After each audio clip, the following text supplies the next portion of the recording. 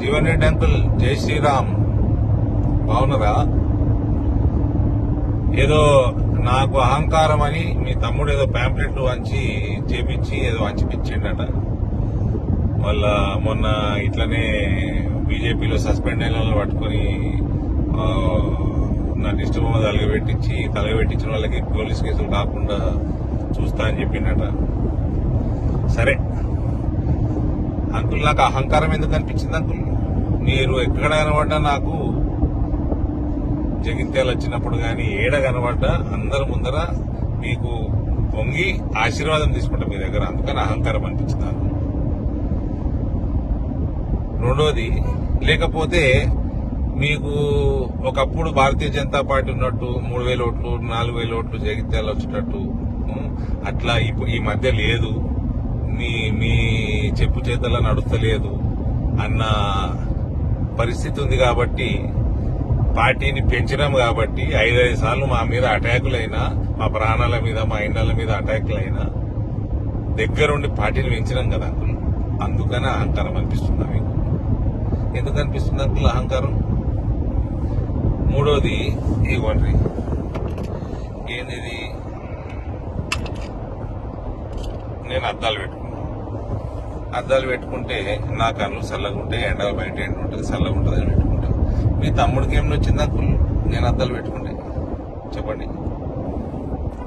అయినా మీరు 2014లో నాకు గుర్తున్నది, మీ ప్రియమిత్రుడు డి శ్రీనివాస్ కొడుకుని నేను అప్పట్లో రాజకీయాల్లో కూడా లేకుంటే లాస్ట్ ఎలక్షన్ అని నిలబడతా అన్నారు. 2018లో లాస్ట్ ఎలక్షన్ అన్నారు. తర్వాత 19లో ఎమ్మెల్సీ అయినరు. మీకు 2026, 25 19లో కాదు 2020లో అయినరు ఎమ్మెల్సీ. 26 దాకా ఎమ్మెల్సీ ఉన్నారు మీకు. తర్వాత 2023లో మళ్ళీ ఎమ్మెల్యే, లాస్ట్ ఎలక్షన్ అన్నారు. గెలిస్తే మంత్రి వేద్దాం అనుకున్నారు. కానీ జగిత్యాల ప్రజలు మిమ్మల్ని మళ్ళా 18లో 60,000తోటి, 23లో 20,000తోటి మీరు మిమ్మల్ని ఓడించారు. ఇప్పుడు మళ్ళా ఎంపీ నిలబడతా అంటున్నారు. మళ్ళా లాస్ట్ ఎలక్షనే అంటారు మీరు. అంటే మీరు మీ పార్టీ మీ ఇష్టం, కానీ నాకు ఒక కథ యాదకి వచ్చింది. కథ కాదు, నిజమే ఇది. లాలూ ప్రసాద్ యాదవ్ గారు రైల్వే మంత్రిగా ఉండే. రైల్వే మంత్రిగా ఉన్నప్పుడు ఆ టైంలల్లా 90లలో మళ్ళా ఆయన మంత్రిగా ఉన్నప్పుడు నేషనల్ ఫ్రంట్ గవర్నమెంట్, తర్వాత యూపీఏ గవర్నమెంట్ లో వివిధ పోర్ట్ఫోలియోలలో ఒకసారి రైల్వేస్ చేసేట డేట్ కరెక్ట్ గుర్తులేదు. కానీ అప్పట్లో బాగా దొంగతనాలు అవు రైళ్లలో. అయితే రైల్వే ఆఫీసర్లందరూ రైల్వే మినిస్టర్ లాలూ ప్రసాద్ యాదవ్ దగ్గర పోయినట. పోయి, సార్ ఈ పలానా స్టేషన్లా ఎప్పుడు వచ్చి బండి నిలబడ్డా లాస్ట్ బోగిలా దొంగలు పడుతున్నారు సార్, దొంగలు పడి దోసుకుంటున్నారు, ఎప్పుడు లాస్ట్ బోగే టార్గెట్ చేస్తున్నారు. లాస్ట్ బోగి ఏమో స్టేషన్ బయట ఏటో మూలకి ఆగి ఉంటుంది. స్టేషన్ లో ట్రైన్ వచ్చినప్పుడు వీళ్ళు స్టేషన్ లో ఉన్న స్టేషన్ మాస్టర్ పోలీసు వాళ్ళని తీసుకుని ఉరికే వరకు ఆ దొంగలు వారిపోతున్నారు.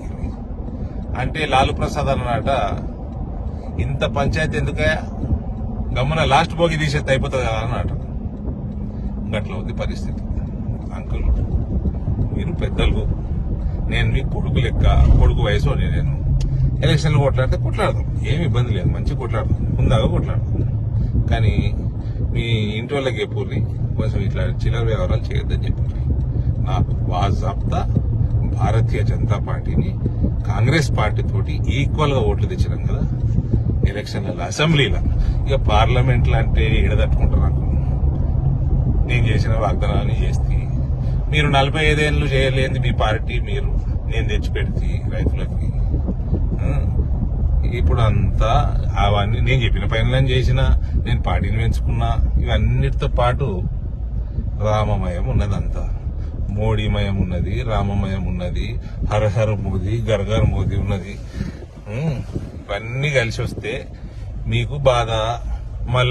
మళ్ళీ ఈ లాస్ట్ ఎలక్షన్, మళ్ళీ లాస్ట్ టైం ఓడిపోతామో, మళ్ళీ ఇంకొక లాస్ట్ ఎలక్షన్ ఉంటుందో తెలియదా మనకి. కాబట్టి ఇవన్నీ వద్దు. మీరు పెద్ద మనుషులు, మీరు మమ్మల్ని ఆశీర్వదించాలి. మనం ఇద్దరం ఎలక్షన్లు కొట్లాడినా కూడా నేను వచ్చి మీ దగ్గర ఆశీర్వాదం తీసుకొని కొట్లాడాలి. అట్లా హుందాగా చేసుకోవాలి రాజకీయాలు.